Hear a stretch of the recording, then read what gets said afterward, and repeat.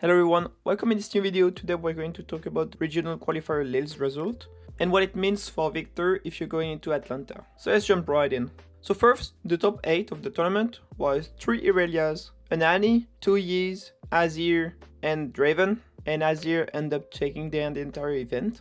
The top 8 in itself is not very surprising, like seeing 3 Irelias, Yi, and Draven was somewhat expected, and we also knew that Annie and Azir are just solid legends. I guess the surprising thing, if you look at everybody's tier list, is that Viktor is missing. If we look at the conversion rate of Viktor compared to the other legends, it didn't convert as well. So there was 121 players decided to take him to the event, so that was 7% of the pool. So if we look at the top legends, like the meta was pretty well rounded. Irelia, Draven, Kai'Sa, Master Yi as the most popular legends. A good conversion rate will be around 60% or above, and Viktor is at 14%, which is not the end of the world. It's also, I think, a little bit expected for a deck like Viktor. That's a bit more beginner friendly, so people are more tempted to take him for their first event and see how it goes. But regardless, 70 players advanced to day 2, and 4 of them managed to be 10 and 3, finishing 31st, 38th, 67th, and 80th. If we look at the matchup spread of Viktor, so this is data that's combining the pre-regional qualifier, the Super Saturday Standard Challenge, the regional rebound on Sunday, and the main event. 52% win rate, which is equivalent to Kai'Sa or Master Yi, and Draven and Irelia are complete outliers. Viktor looks like he does pretty good against Irelia, which we kinda knew, but I didn't think the stat would be this big. Viktor into Draven is at 42%, which is, I think, lower than it should be probably. We should more be around like 47, 48. And I also think like the matchup is not that easy to play, so that makes sense. Kai'Sa looks abysmal, like 36%. I do think that it should be higher than that, but the matchup is definitely not good. But there is definitely ways in the sideboard to make it a little bit better. And also at this event we saw people trying to tech for Kai'Sa and Viktor. Master Yi, 54%, I mean, basically even. Either you hit the spell zone or he hits the counter spells, so I don't think it's super interesting. Rek'Sai has always been a difficult matchup, so seeing it at 47% is like, you know, around 50-50. So you know, it makes sense that it's not necessarily a great matchup. Same thing for Ezreal, it's a control deck, you can run us out of cards. Fura is an excellent matchup and I've experienced that. It feels really hard to lose actually. Unfortunately for us, the deck that took down the entire event is Azir, and we do not have a great matchup because the deck does what we do, but the minions are bigger. Maybe if we put pickpockets in the sideboard, we can make it better. Lucian, great matchup as well. Annie has always been a difficult matchup because she can develop and protect what she develops and interact with our board, so it's pretty difficult. Then for the rest of the legend pool, it's mostly metal legends, and Viktor is a pretty decent matchup spread into them. So 71% to Ahri, 53, 54 to Orange Set. And then in Lux, Yasuo, Bramble, Jinx, Darius, Jax, Volibear, Miss Fortune. Like, Viktor does pretty well. Viktor does also incredibly well into all of the Aura decks. That's why the win rate is so high into Miss Fortune and Volibear. And also there is less matches, so you need to keep that in mind.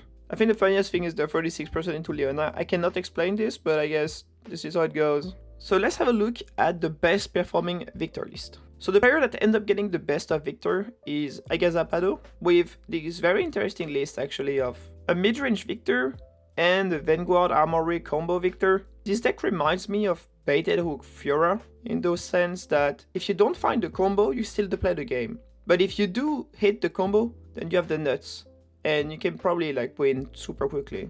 I like the 3 Imperial Decrees in the main deck. It makes a ton of sense with Vanguard Armory, so you can spam the tokens and have maximum value out of them. Overall, I didn't get the opportunity to play the list, but this looks pretty solid and I might give it a shot. Next list is Ghoster Driver's list. He finished 67th. And there is some interesting development, I guess. He basically came back to the Bologna list, so we can see his battlefield choices are very similar. And the interesting tech is the BF Sword, and it's mostly for the Kai'Sa, Ezreal and Viktor matchup.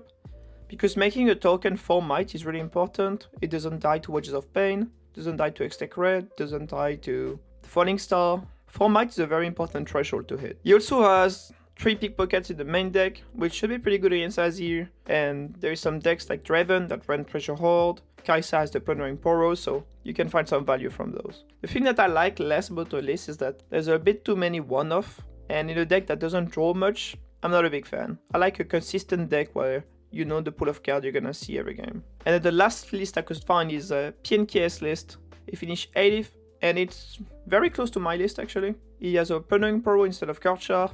He has a Console the Past and an extra Rex, while I have an extra Imperial Decree and an extra Watcher. And in the sideboard it's pretty standard. He has the Pickpockets, a Rocket Barrage, Glask, and an extra Imperial Decree. This is probably the list I like the most because it's the closest to mine, but I also really like Agazapado's list. So what this means for my list, I think the main deck is fine, and the battlefields, as we saw, like many people selected the same battlefields than I had, and it's mostly about the sideboard. Like I played my deck obviously course of weekend in side events as well. Dragon Hunter and Vengeance felt very underwhelming. I don't think it was necessarily pulling the weight that it needed. It was nice against Irelia times 2 times, but not so fast is a card that exists, and I would rather do an Imperial Decree. So we can just take them out. Now remove a Glass Mixer just to put in the BF Sword deck. So we end up on this. So I'll add a Facebreaker, a second Pickpocket. The Pickpockets are basically for Azir. And if you go second on Treasure Hoard, you can also just side them in and remove a card shop and a Yordle and put 2 Pickpocket on your Treasure Hoard game going second. You also have a Facebreaker. I really like Facebreaker. I think it's a very good card against Ride the Wind decks, obviously. So Draven, Irelia. It gives you solid tempo, just an opponent pushing a big unit into your small token, and you can just reveal Facebreaker or play it from hand. They don't expect it at all. I don't think people play around a Facebreaker at all.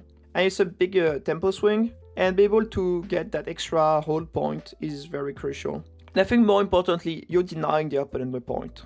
It's also very good against Ferris Forerunner when they're put into base and they will try to come at the battlefield. Facebreaker and this bad boy goes back in the base, and this will be an issue for later. And finally, the BF Sword. As I said, I think the concept of having the BF Sword to tech against Kaisa, Ezreal, and the Mirror looks pretty interesting to me. I don't like the seals in Viktor because you don't draw enough to me, so I will see how heavily does it cost to re-equip that BF Sword every time. We do have some gold, so hopefully we don't need too much. But if it ends up being too costly, I could cut the BF Sword for another Glask. So that's it for the changes. Not too many crazy stuff, but I'm very intrigued about the BF Sword deck, and I can't wait to try it. And if you're going to Atlanta, I'm gonna wish you guys good luck. Make Viktor players proud, and hopefully we can see some of you in the top 8.